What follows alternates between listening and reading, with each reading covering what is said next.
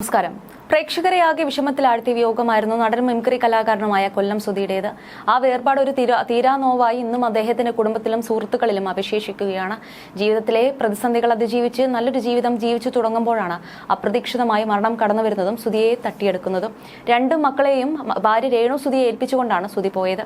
നടൻ കൊല്ലം സുധിയുടെ മരണം ഏവരെയും ഞെട്ടിച്ച വാർത്തയായിരുന്നു. 2023 കൊല്ലം സുധി വാഹനാപകടത്തിൽ മരിക്കുന്നത്. സ്റ്റാർ മാജിക് എന്ന ഷോയിൽ നടൻ തിളങ്ങി നിൽക്കുന്ന സമയത്തായിരുന്നു അത്.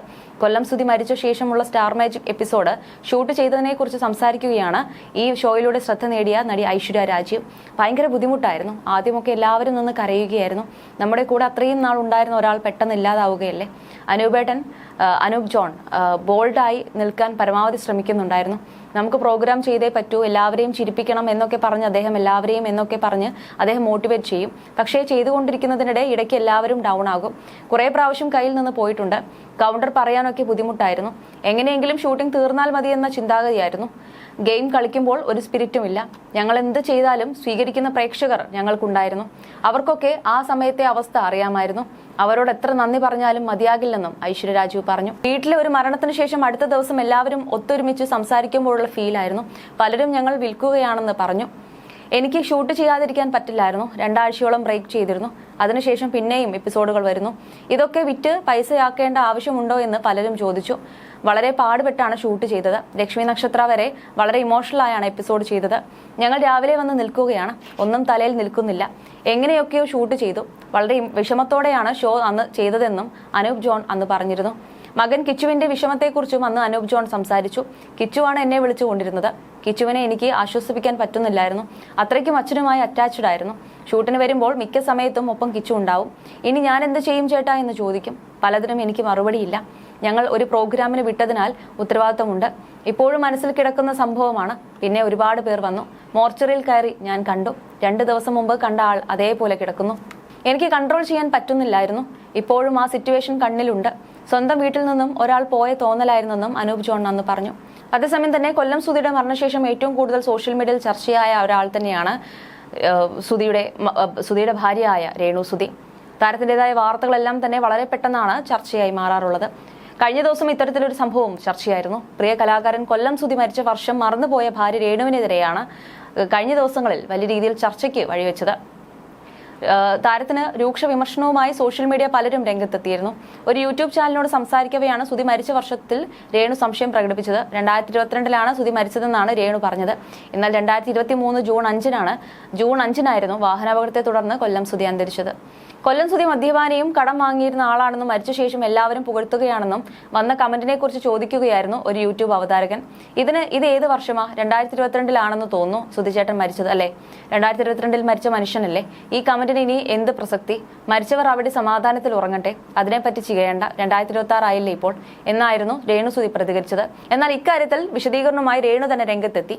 താൻ ഒരിക്കലും ഓർക്കാൻ ഇഷ്ടപ്പെടാത്ത കാര്യമാണ് അതെന്നും ജീവിതത്തിൽ നടന്നിട്ടുള്ള നല്ല കാര്യങ്ങളുടെ ദിവസങ്ങൾ മാത്രമേ ഓർമ്മിക്കേണ്ടതുള്ളൂ എന്നും രേണു പറഞ്ഞു. നമ്മുടെ ജീവിതത്തിൽ സംഭവിച്ച നല്ല കാര്യങ്ങളിലെ വർഷങ്ങളല്ലേ ഓർക്കുന്നത്?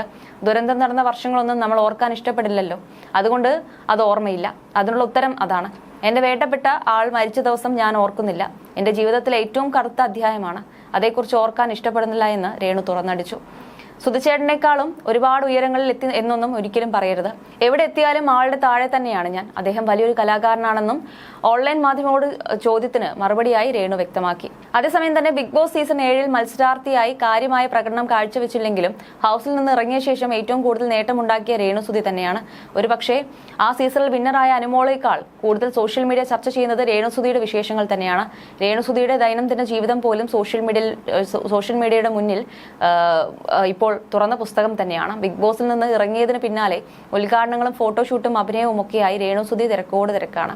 വീട്ടിൽ പോലും നിൽക്കാൻ സമയം തികയാതെ വിദേശത്തേക്ക് ഉൾപ്പെടെ സഞ്ചരിച്ചുകൊണ്ടിരിക്കുകയാണ് രേണു. കൊല്ലം സുധിയുടെ അപ്രതീക്ഷിത മരണത്തിന് ശേഷമാണ് രേണു സമൂഹമാധ്യമങ്ങൾ സജീവമായി തുടങ്ങിയത്. ആദ്യം സഹതാപത്തിലൂടെയാണ് രേണു സമൂഹമാധ്യമങ്ങളുടെ പിന്തുണ തേടിയെത്തിയത്.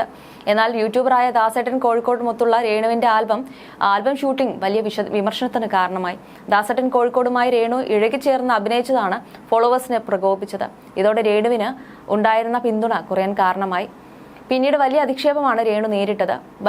പല്ലിയെന്നും ഓന്തെന്നും ഒക്കെ പറഞ്ഞ് രേണുവിന് ബോഡി ഷെയ്മിംഗ് ചെയ്തു. രേണുവിന്റെ ഫോട്ടോകൾക്കും വീഡിയോകൾക്കും താഴെ വലിയ സൈബർ ആക്രമണമാണ് നടന്നത്. ഈ ഘട്ടത്തിലാണ് ബിഗ് ബോസിലേക്കുള്ള എൻട്രി. ബിഗ് ബോസിൽ കാര്യമായ പ്രകടനം കാഴ്ചവെച്ചില്ലെങ്കിലും പ്രേക്ഷകർ രേണുവിനൊപ്പം നിലകൊണ്ടു.